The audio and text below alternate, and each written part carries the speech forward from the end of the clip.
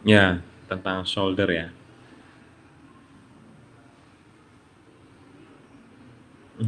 Oke.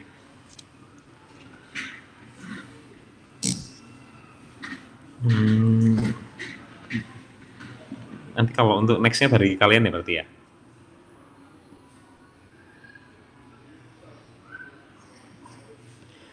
Oke, sudah join semua ya? Masih belum, Dokter. Masih kurang Ya. 25. Oh, kurang 25, ya sudah ditunggu dulu.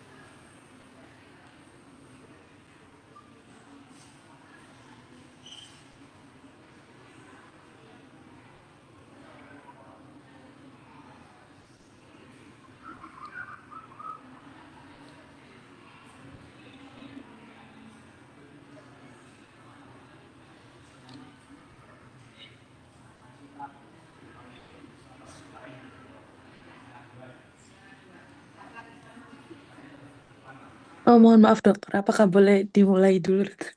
Soalnya takut Oh, kemalaman, dokter. oh gitu, boleh, boleh. Iya. Shoulder ya. Oke. Assalamualaikum warahmatullahi wabarakatuh. Mohon maaf sebelumnya.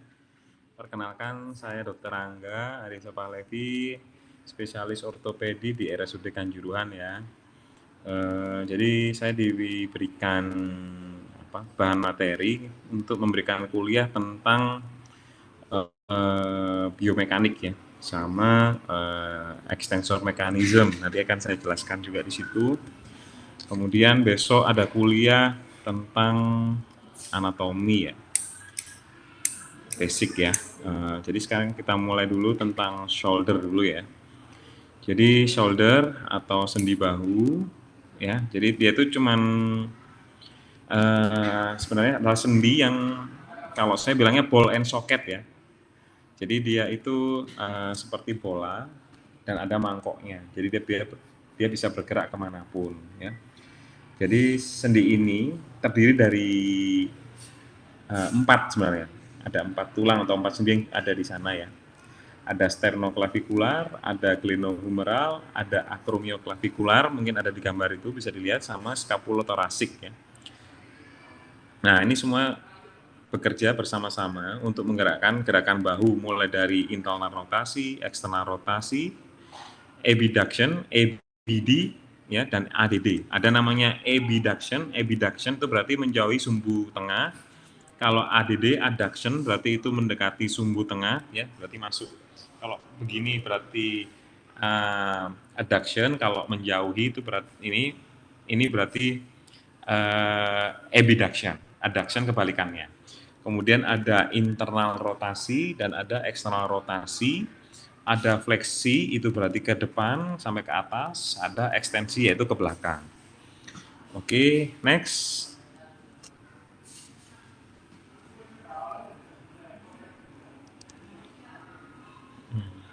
Ya, ya ini seperti yang saya bilang, sendi bahu adalah ball and socket, motionnya ada rotation, ada translasi, dan ada rolling ya. Jadi sendi bahu ini adalah bahu yang pergerakannya paling luas ya di tubuh ya. Dia tidak seperti elbow, tidak seperti wrist, tidak seperti hip. Ya, makanya ball and socket joint ini gerakannya luas, dia bisa ke fleksi, ekstensi, abduction, adduction, internal rotasi, dan ekstensi ya, putar pun ada. Nah, karena dia ini terdiri dari ball and socket, otomatis untuk soketnya dia tuh tidak dalam ya, jadi dia itu butuh stabilizer lah istilahnya. Stabilizer yaitu yang bikin sendi ini nggak bergoyang, nggak bergeser, yang membuat sendi ini stabil walaupun dia cengkramannya tidak terlalu luas ya, soketnya nggak terlalu besar, nggak terlalu luas, tapi bolnya nggak geser kemana-mana. Nah, itu ada namanya statik dan ada dynamic ya. Kalau statik itu berarti yang tidak bergerak ya. Ada namanya glenoid, yaitu glenoid ya, seperti di gambar. Kemudian ada di samping dari glenoid itu ada labrum, di tepi-tepi dari glenoid. Kemudian ada articular congruity ya. Jadi ada glenohumeral ya, ligamen, di mana ligamen ini tidak bisa bergerak, dia fix ya di sekitar dari sendi bahu, memutar di situ. Kemudian ada intraarticular pressure, jadi sendi bahu ini kedap, jadi dia tekanannya negatif, dia mensuction, jadi membuat head humerus itu tidak bisa bergeser. Kemudian ada namanya dynamic stabilizer, berarti dynamic dia itu yang bisa bergerak ya, yaitu golongannya ligamen, bukan ligamen ya, tendon ya, ada rotator cuff, bicep tendon, dan scapular stabilizer. Nah, dari beberapa stabilizer ini yang paling penting itu diantaranya labrum ya. Ini menurut saya yang paling penting itu labrum, di mana labrum ini adalah bantalan atau penahan di area dari glenoid. Jadi dia ini membantu head humerus tetap di tempatnya. Nah, kadang-kadang kalau ini robek, nah ini yang bikin menjadi masalah. Jadi bahu tidak stabil, kadang menjadi dislokasi ya. Jadi kalau misalnya ada dislokasi dari bahu, itu biasanya permasalahannya ada di labrum ya, labrumnya ada yang robek. Jadi dia membuat bahu itu instabil, sering dislokasi sendiri pada kemudian hari. Kemudian rotator cuff itu ya juga otot yang penting untuk bahu ya. Terdiri dari 4 otot, fungsinya menjaga posisi sendi bahu tetap stabil dan membantu semua gerakan bahu ya. Internal rotasi, external rotasi, abduction, adduction ya, flexion dan extension. Oke, next. Kemudian itu sekilas tentang shoulder, kemudian berikutnya kita ke elbow. Nah, elbow ini gerakannya ada dua, yaitu ankle hinge joint, yaitu fleksi ekstensi dan pivot ya. Berpivot itu berarti berputar. Jadi misalnya guris kita bisa pronasi supinasi, nah itu ada efek dari elbow juga di sana. Nah, kemudian fungsi utama siku ini ialah membantu gerakan posisi tangan ya. Jadi kalau kita butuh untuk pronasi supinasi, ya itu harus dibantu dengan gerakan dari elbow sendiri. Kalau elbow-nya nggak bisa pivot, otomatis kita nggak bisa pronasi supinasi dari wrist. Kemudian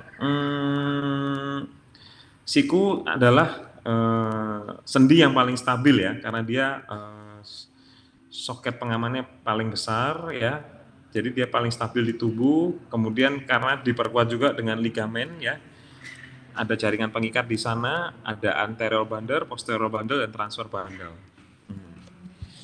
Oke, next.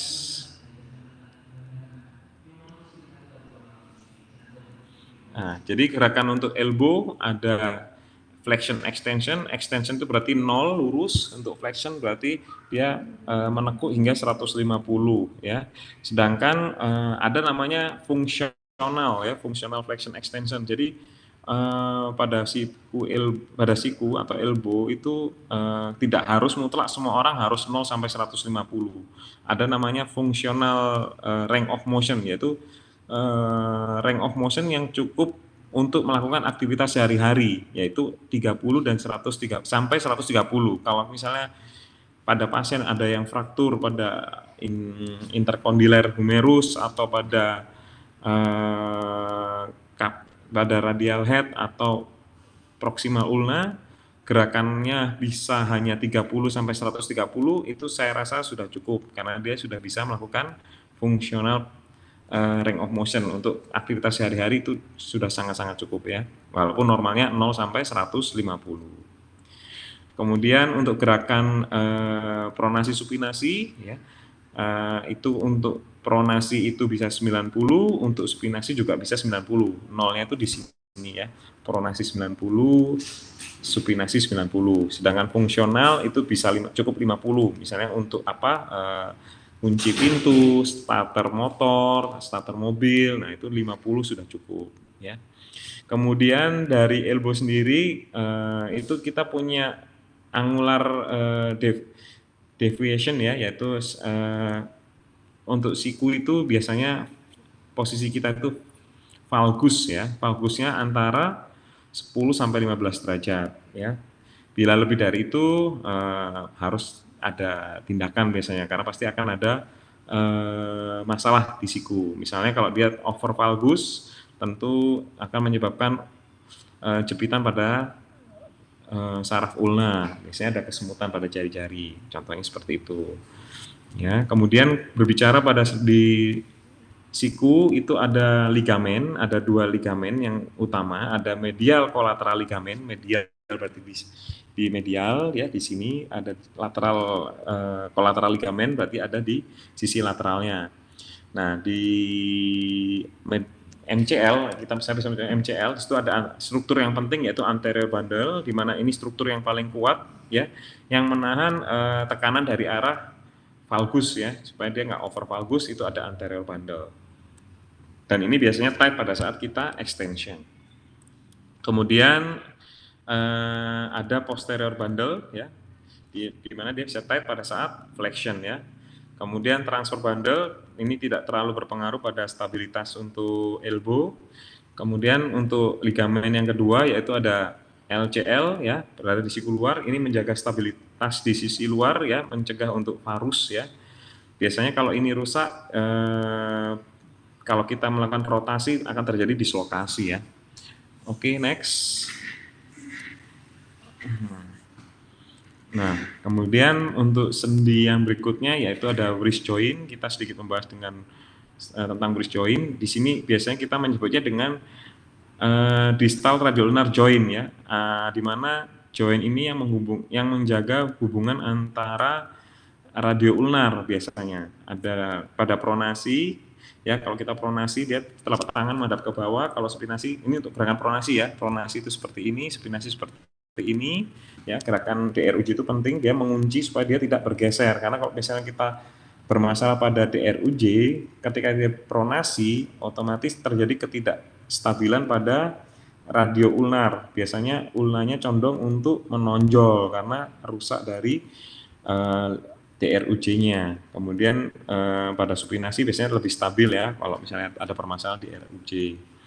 Nah, gerakan DRUJ ini penting karena menjaga stabilitas ketika kita membuka pintu, memutar obeng ya, atau memegang benda. Biasanya kalau kita misalnya sekarang sering main pedal gitu kan, terjadi nyeri di daerah wrist joint. Nah, itu biasanya DRUJ-nya yang cedera.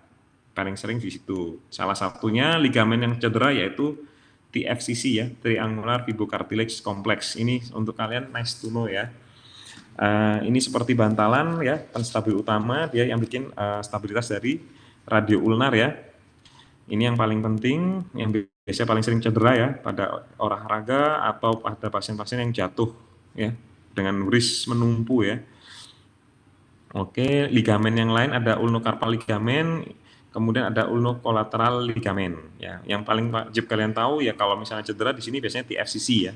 Kalau misalnya di nyeri daerah wrist, cedera olahraga atau jatuh menumpu, tidak ada fraktur tapi nyeri di daerah persendian terutama di daerah ulnar side, itu biasanya TFCC-nya robek ya, atau terjadi gesek, bukan gesek kan ya, ada subluxasi, gerakan pergeseran antara radio ulnar, ya itu biasanya TFCC-nya yang rupture. Oke, next. Kemudian kita beralih pada sendi yang lain yaitu di lower extremity, yaitu ada hip joint ya. Jadi hip joint ini mirip sama seperti glenohumeral ya. Dia adalah ball and socket ya yang menghubungkan antara head femur dengan acetabulum ya. Dia fungsinya menopang tubuh, memungkinkan gerakan besar ya untuk berjalan, lari, duduk, kita terutama pada hip joint.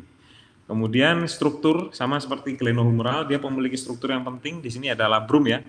Sama seperti labrum yang di glenohumeral, dia berada di tepi-tepi dari acetabulum ya. Fungsinya memperdalam soket sehingga kalau labrumnya rusak membuat stabilitas itu terganggu. Mungkin gampang dislok entah itu ke anterior atau ke posterior, tergantung robekan dari labrumnya di posisi mana. Dan biasanya kalau misalnya nggak dislok, pasien tuh nyeri. Dan nyeri ini yang paling susah kita ketahui ya. Robekan pada labrum itu susah diidentifikasi untuk saat ini, kecuali dengan pemeriksaan MRI. Kemudian struktur penting yang lain ada namanya ligamentum teres, yaitu yang menghubungkan antara head femur ke acetabulum ya, di mana di sini ada vaskularisasi aliran darah yang membuat head femur itu tetap hidup ya, di mana kalau misalnya ada dislokasi dari head femur, kemudian kita reposisi, kalau misalnya dari suatu waktu head femurnya tiba-tiba avaskular nekrosis, ya itu kebanyakan biasanya karena rupture dari aliran darah di ligamentum teresnya. Kemudian struktur yang penting yang lain ada kapsul sendi. Kapsul sendi ini ada anterior dan posterior, di mana ini juga penting ya untuk mencegah dislokasi dari hip ya, di mana yang paling kuat ada iliofemoral ligamen ya, yang untuk mencegah hiperekstensi. Kemudian ada pubofemoral ligamen ya, menekan gerakan berlebihan ke bawah, dan ada ischiofemoral ligamen. Oke, next. Untuk arteri, nah jadi pada hip ini arterinya agak khusus ya. Jadi arteri dari head femur itu berada di intrakapsular. Jadi di dalam kapsul sendi hip.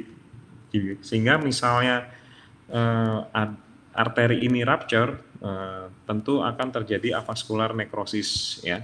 Jadi kalau misalnya pada kebanyakan pasien yang dislokasi kok kepalanya bisa avaskular ya pada 5 tahun kemudian atau 3 tahun kemudian, nah itu kemungkinan penyebabnya karena adanya rupture dari arteri di intrakapsularnya, di mana sumber utamanya ada medial femoral circumflex arteri ya, ada lateral femoral circumflex arteri, dan ada ligamentum teres itu sendiri ya.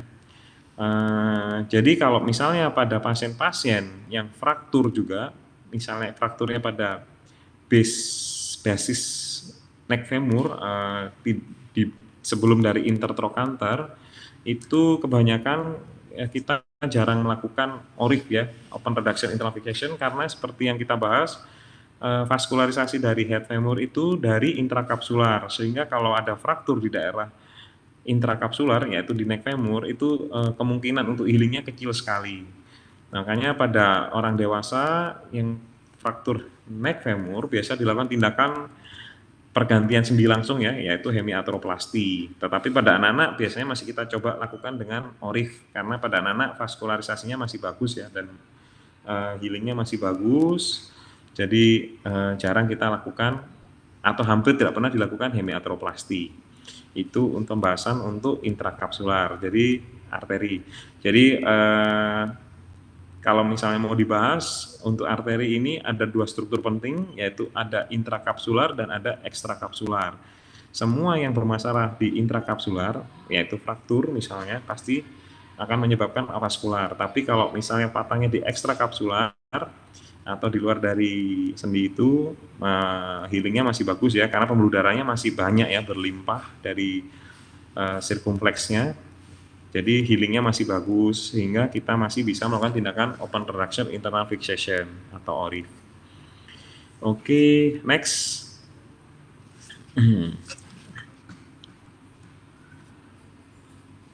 Kemudian struktur yang berikutnya yaitu sendi lutut. Jadi sendi lutut pertemuan antara tulang paha dan tulang kering atau tibia ya, di mana di sini ada tulang patella di atasnya. Tulang patella berfungsi untuk membantu ekstensi dari knee ya, dia sebagai fulcrum istilahnya. Jadi fungsi utama dari sendi lutut yaitu menekuk ya, extension, flexion, dan menopang berat badan ya. Dan makanya untuk struktur di sendi lutut itu ada ligamen ya, ligamen yang intrakapsular ya, ada namanya ACL ya, yang mencegah tulang tibia supaya tidak bergeser ke depan, atau ada PCL yang mencegah untuk tibia tidak bergeser ke belakang. Nah, kalau kita pernah dengar, oh ini pemain bola cedera ACL, nah disinilah permasalahannya, yaitu tulang tibia bergeser ke depan, sehingga pasien-pasien yang mengalami cedera ACL membuat lututnya tidak stabil, sehingga kalau dia melakukan gerakan olahraga yang seperti lari atau melompat, lututnya instability, sehingga dia condong untuk bergeser, sehingga pasien-pasien atau atlet-atlet yang mengalami cedera ACL atau PCL ini tidak bisa melakukan perform yang optimal. Makanya harus mutlak operasi ya pada atlet-atlet atau orang yang berkebutuhan untuk lari. Itu bila cedera ACL-nya atau PCL-nya harus dioperasi. Kemudian ada struktur yang lain yaitu MCL, yaitu yang berada di sisi dari medial dari knee ya, menahan untuk valgus. Kemudian ada LCL ya, di mana dia mencegah untuk varus, di mana seperti bisa dilihat di gambar, MCL origo insertio-nya berada di situ, origonya berada di medial, ada di medial ini ya, medial condyle. Kemudian untuk insersinya ada di proximal tibia. Dia terbagi menjadi 2, ada superficial dan ada yang deep ya untuk MCL. Kemudian untuk LCL, origo insertio berada di distal femur dan ada di proximal dari fibula. Oke. Ini untuk struktur penting di sendi lutut. Kemudian ada struktur penting yang lain yaitu next. Nah, struktur yang penting yang lain itu adalah meniskus ya. Meniskus itu bantalan ya. Sama seperti kita naik mobil, itu kalau ban sebelum ke bodi mobil kan ada absorbnya ya. Nah, meniskus itu absorbnya. Jadi dia tuh yang membuat beban itu merata di sendi lutut ya. Dan dia menjaga stabilitas dan mengurangi gesekan. Nah, biasanya meniskus ini cedera ya, sehingga menyebabkan ada bunyi klik atau gerakan-gerakan nyeri pada posisi tertentu, sehingga misalnya pasien misalnya keluhannya misalnya pada meniskus yang tear itu dia pada sudut-sudut fleksi atau ekstensi tertentu dia itu akan mengalami nyeri. Nah, biasanya itu tanda-tanda robekan meniskus. Nah, meniskus itu ada dua, ada di medial dan ada di lateral. Nah, untuk meniskus ini sebenarnya dia avaskular, tetapi pada anatominya kalau dia mendekati sisi lateral dia masih ada vaskularisasi, sehingga robekan pada meniskus jika dia berada di sisi-sisi lateral itu masih bisa dijahit, sedangkan kalau dia robekannya lebih ke medial atau mendekati sumbu tengah itu biasanya kita buang ya, kita robek sekalian, kita rapikan, tidak kita jahit karena meniskus sendiri pada sisi yang dalam tidak bisa healing ya karena tidak ada vaskularisasi. Itu namanya white zone istilahnya. Kalau yang ada vaskularisasi itu red zone. Kemudian struktur tambahan yang biasanya ada di dalam sendi lutut ada ligamentum mucosum ya. Biasanya ini adalah jaringan-jaringan sisa dalam sendi, kemudian ada fat pad ya, lemak ya, bantalan ya. Kemudian seperti yang tadi dibahas, gerakan lutut ada fleksi ekstensi ya, dan ada sedikit rotasi ya saat fleksi. Nanti kita bahas pada extensor mechanism. Oke, next. Nah, ini jadi pada sendi lutut kita biasa melihatnya itu sekedar fleksi dan ekstensi. Sebenarnya tidak seperti itu. Pada sendi lutut ada istilahnya namanya screw mechanism, di mana sendi lutut ini pada saat posisi ekstensi dia terkunci ya, tidak bisa bergerak sama sekali. Sedangkan pada saat dia fleksi, dia masih bisa sedikit internal rotasi pada saat fleksi. Ya. Kemudian next. Nah, kenapa kok bisa ada gerakan fleksi ekstensinya, ada internal rotasinya? Ternyata pada anatomi sendi distal femur ya, itu pada femur condylus medial dia tuh ternyata lebih panjang dibanding sisi lateral. Kemudian pada permukaan artikular tibianya pun juga seperti itu, sehingga ketika gerakan fleksi ekstensi memungkinkan gerakan untuk internal rotasi pada tibia pada saat fleksi ya. Sehingga pada saat fleksi sendi lutut itu condong dia untuk sedikit internal rotasi, sedangkan pada saat ekstensi dia terkunci lurus ya, tidak bisa internal rotasi. Sehingga next.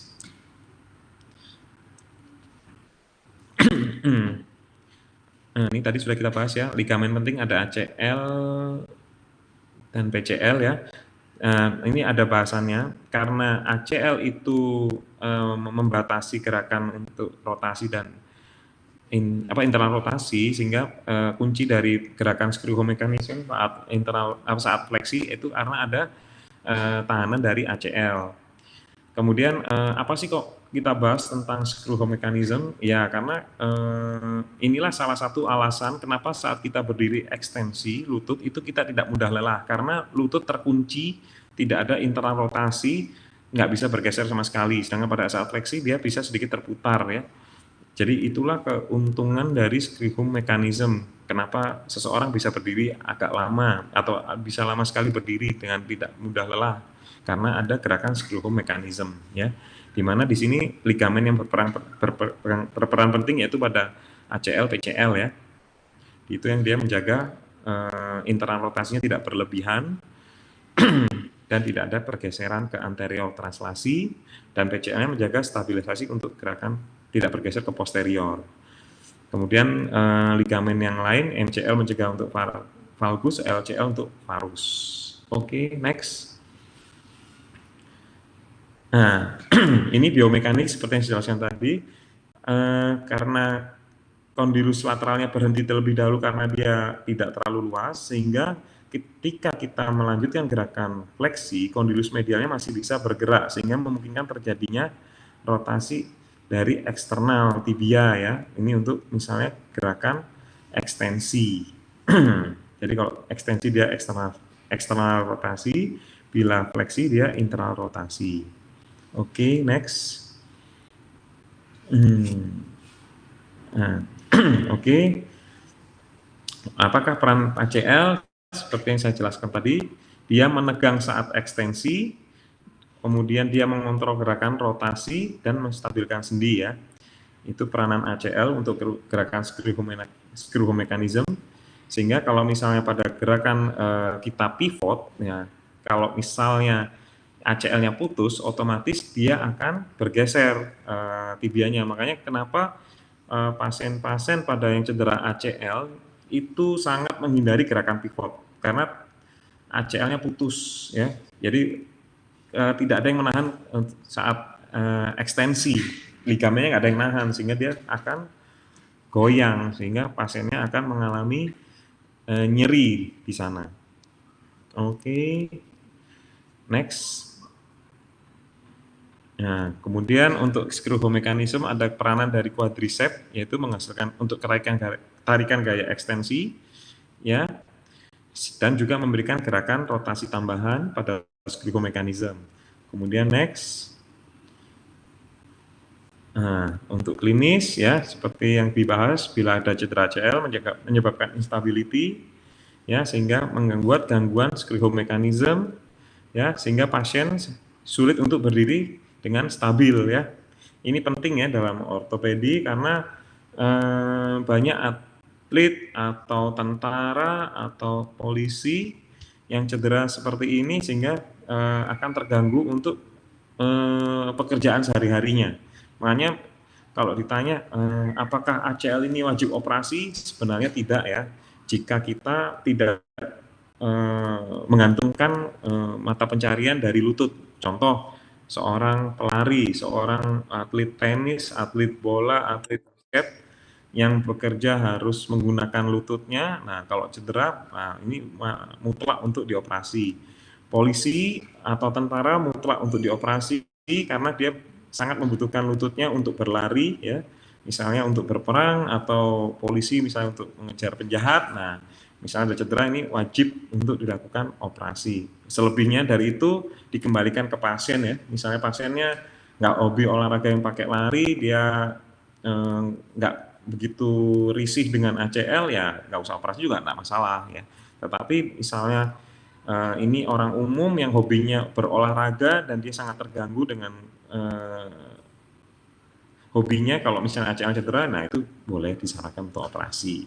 Itu pentingnya ACL, kapan harus dioperasi dan tidak. Oke, next. Nah, kemudian sendi yang terakhir ada sendi ankle ya. Jadi sendi ankle ini terdiri dari distal tibia, terus ada distal fibula dan ada tulang talus ya. Nanti disinilah membuat sendi ankle. Fungsinya dia untuk dorsofleksi dan plantar fleksi. Dorsofleksi itu berarti gerakan seperti jinjit. Kalau plantar fleksi itu mencongkel ya mata kakinya. Kemudian di sini penting karena ada struktur sindesmotik yaitu stabilizer yaitu dari tibia fibula ya. Dimana kalau sindesmotik ini cedera, ligamen antara tibia fibulanya cedera atau rupture, tentu akan menyebabkan instability dari ankle itu sendiri. Ya. Kemudian ligamen di ankle itu ada ligamen di sisi luar dan ada ligamen di sisi dalam, yaitu lateral dan medial ya. Untuk yang di sisi luar itu yang paling sering robek yaitu ATFL ya, anterior talofibular ligamen, di mana kalau misalnya pada orang yang misalnya turun dari tangga kakinya salah tumpuan, dia masuk gitu ke medial ankle-nya, otomatis ada stretching dari sisi luar. Nah, itu biasanya ATFL-nya yang cedera. Nah, cedera pada ATFL ini biasanya bisa konservatif, tapi bila dia sampai terjadi dislokasi, nah itu indikasi untuk operatif. Ini yang paling penting biasanya ya.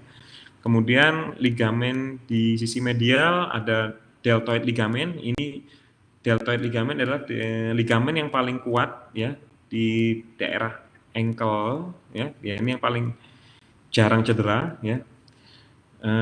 Dan dia yang membuat stabil dari ankle itu sendiri. Paling stabil itu karena adanya deltoid ligamen. Kemudian struktur lain yang membuat ankle itu stabil ada kapsul sendi ya. Kemudian gerakannya ada dorsofleksi 20 derajat, plantar fleksi 50 derajat ya. Kemudian posisi yang paling stabil itu ketika kita melakukan plantar fleksi ya. Makanya pada saat kita plantar fleksi itu jarang cedera. Justru cederanya waktu kita sedang gerakan dorsofleksi ya.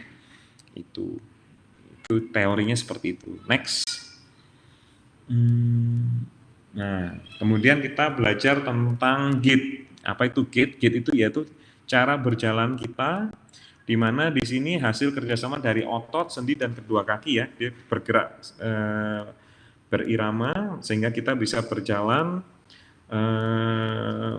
menggunakan kaki kanan dan kiri. Nah, gait ini biasanya terdiri dari dua fase ya. Ada satu namanya stand pace, yaitu gerakan kaki saat menyentuh tanah, dan ada swing pace saat kaki tidak menyentuh tanah. Jadi pada fase ini dibagikan ada 100%. Nah, 60% itu yaitu pada saat menyentuh tanah. Jadi banyak gerakan di situ 60% yaitu stand pace, dan 40% itu sisanya yaitu ketika kaki tidak berada di tanah. Jadi stand pace itu dibagi menjadi 3, ada namanya inisial, yaitu saat kedua kaki berada di tanah, ya. Kemudian ada intermediate, yaitu saat satu kaki menopang tubuh, dan ada namanya terminal, yaitu saat kembali dua kaki menyentuh tanah. Kemudian pada swing pace, ini ya seperti yang kita tahu swing pace ya mengayun ya, jadi cuma mengayun aja. Nanti lebih kita bahas pada stand pace ya. Oke, next. Ya, ini kalau kalian bingung, jadi ini ada gerakan tanah. Jadi stand pace itu dimulai dari gambar yaitu ada heel strike. Jadi tumit menyentuh tanah, itu kemudian ada foot flat yaitu ketika kaki benar-benar semua menyentuh tanah. Kemudian pada stand pace ada namanya mid stand yaitu di mana kaki yang menyentuh tanah itu mulai akan menjadi penopang karena kaki yang sisi kontralateral akan mulai mengayun ya. Nah, ketika ini ada fase swing, kemudian ada namanya fase heel off, yaitu ketika stand pace di stand pace ini yaitu kaki yang menopang mulai mengurangi bebannya, di mana kaki kontralateral mulai menyentuh tanah. Kontralateral. Kemudian disinilah fase swing pace mulai berjalan atau mulai dimulai, yaitu di mana dimulai dengan gerakan two off, yaitu jari-jari mulai akan tidak menyentuh tanah. Kemudian ada di sini mid swing, ya. Kemudian ada heel strike kembali. Nah, inilah teori gait pada kita. Jadi tahapan-tahapan bagaimana kita bisa berjalan itu gerakannya seperti ini ya. Ini nice to know sih untuk kalian sebenarnya, tapi disarankan untuk diberikan katanya. Oke. Next. Kemudian kita belajar tentang spine, yaitu struktur utama tubuh kita ya. Di mana di sini fungsinya dia sebagai support, protection, dan movement ya. Tulang vertebra itu dibagi menjadi 30, totalnya ada 33, dibagi menjadi next, ada tulang cervical, thoracal, dan lumbal ya. Next. Ya, cervical terdiri dari 7, ya, thoracal itu ada 12, lumbal ada 5, dan sisanya ada sacrum. Nah, dari pembagian tulang ini, tulang yang paling fleksibel yaitu tulang servikal, di mana dia bisa internal rotasi, bukan internal ya, bisa rotasi, bisa fleksi ekstensi, ya, bisa miring kanan, miring kiri. Sedangkan pada tulang torakal ini yang paling stabil. Kenapa dia paling stabil? Karena dia ada kosta di sana, sehingga hampir tidak memungkinkan ada gerakan fleksi ekstensi. Mungkin yang bisa dia lakukan yaitu rotasi. Sedangkan pada lumbal ini struktur yang hampir fleksibel seperti servikal, ya, dia bisa fleksi ekstensi, bisa rotasi. Nah, tetapi ada satu lagi yang paling penting untuk di lumbal ini, yaitu dia yang paling besar untuk menahan beban. Sehingga maksud dari pernyataan ini, misalnya pada pasien-pasien kita yang mengalami nyeri tulang belakang, otomatis itu biasanya permasalahannya pada daerah lumbal, karena lumbal yang paling besar menahan beban, ya. Misalnya kalau ada pasien kok, aduh dok nyeri tulang belakang saya, nah itu biasanya permasalahannya ada di daerah lumbal, ya. Oke, next. Kemudian struktur di vertebra itu ada korpus, ya, yang menahan beban, yaitu tulang yang besar di depan itu. Kemudian ada arcus, ya, yaitu yang melindungi dari spinal cord, ya, kanalnya. Kemudian ada processus, yaitu perlengkapan untuk otot. Nah, di sini untuk struktur di vertebra itu ada ligamen, ya, yang paling kuat itu ada anterior longitudinal ligamen yang paling kuat, ya. Kemudian ada ligamentum flavum juga yang kuat juga, yang dia menjaga supaya tulang belakang ini tidak bisa bergeser, ya. Oke, kemudian yang paling lemah itu posterior longitudinal ligamen, ya. Kemudian struktur yang lain di sini ada namanya intervertebral disc, yaitu diskus, ya, di mana diskus ini seperti balon berisi air, ya, yang memungkinkan gerakan dari fleksi ekstensi, rotasi itu karena adanya diskus, ya, atau anulus. Oke, next nanti akan kita bahas tentang diskus. Nah, jadi diskus, ya, dia itu sebagai shock absorb, ya, sama seperti meniskus, ya, dia yang memberikan stabilisasi. Di sini juga dia juga berfungsi mendistribusikan beban, sehingga pada pasien-pasien yang pada misalnya usia 30 tahun kok udah nyeri tulang belakang, biasanya tulangnya normal tetapi diskusnya yang bermasalah, karena diskus ini gampang robek, ya, karena dia yang paling rentan robek di antara struktur di tulang belakang. Gerakan-gerakan diskus itu dia bisa menahan kompresi, dia bisa tensil atau dia bisa meregang, kemudian dia bisa sedikit share, bergeser, dan dia juga bisa rotasi. Karena fungsinya yang bermacam-macam ini, sehingga dia sangat memungkinkan untuk rentan robek, ya, terutama pada pasien-pasien yang di atas usia 50 tahun. Makanya pada pasien-pasien yang nyeri tulang belakang, kebanyakan kita sarankan untuk mengurangi berat badannya, ya, supaya beban dari diskus sendiri itu berkurang. Oke, next. Nah, kemudian struktur yang lain ada facet joint, ya, yaitu yang menjaga hubungan antara vertebra, ya, facetnya yang menghubungkan antar vertebra, ya, dimana dia yang mungkin gerakan cervical jadi fleksibel, ya, torasik itu bisa rotasi dan lumbal itu bisa fleksi, ya. Jadi facet itu ada di belakang di posterior, ya, posterior dari vertebra, dari korpus, ya. Oke, next. Nah, ini gerakan spine, ya, ada flexion, extension, bending kanan kiri, ya, dan ada rotasi, ya. Semua ini bisa dilakukan karena gerakan servikal dan lumbal. Untuk torakal dia tidak bisa fleksi ekstensi, ya. Rotasi bisa sedikit. Oke, next. Oke, mungkin itu briefing kita tentang sendi, ya. Mungkin ada pertanyaan?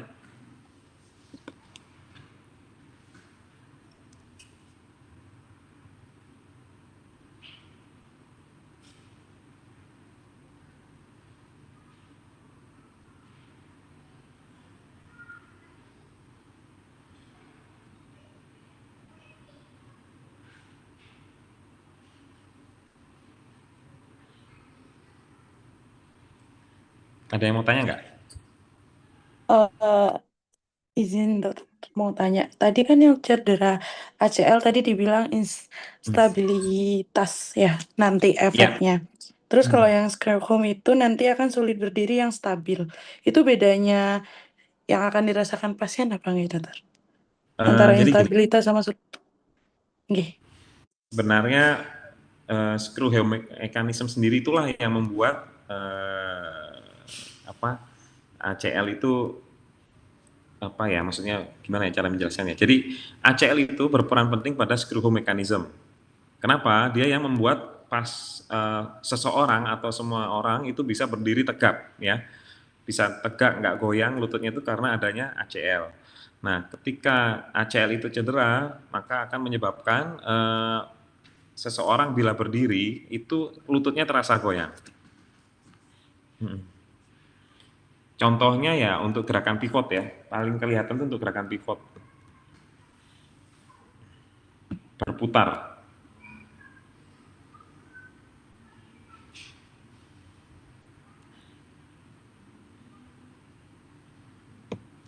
Hmm. Mungkin ada yang mau bertanya yang lain tentang anatomi-anatomi. Sebenarnya ini basic ya, bisa dibaca.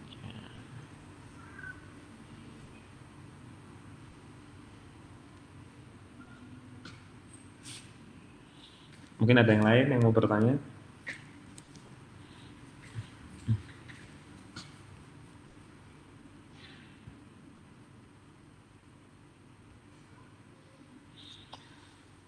Mungkin sudah cukup dokter. Untuk besok ini online apa offline? eh Terserah dokter. Mau minat yang mana? 7.30 soalnya.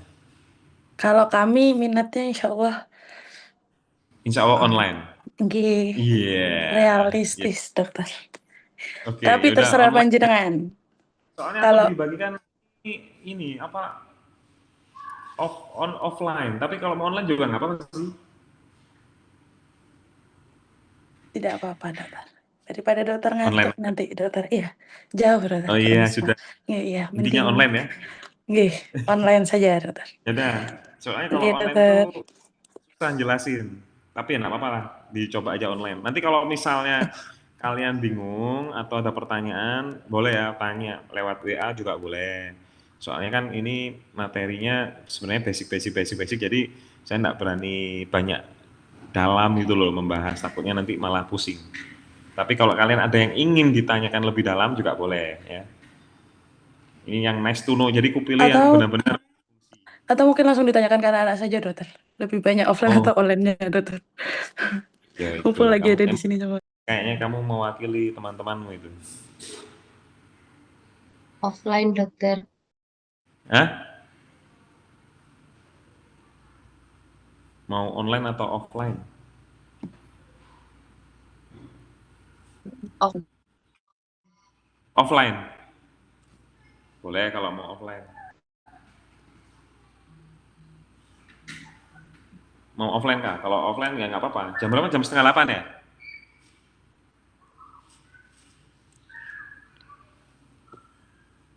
Enggak dokter, Jadi jam gimana? setengah 8 sampai jam 9 lewat 10 menit.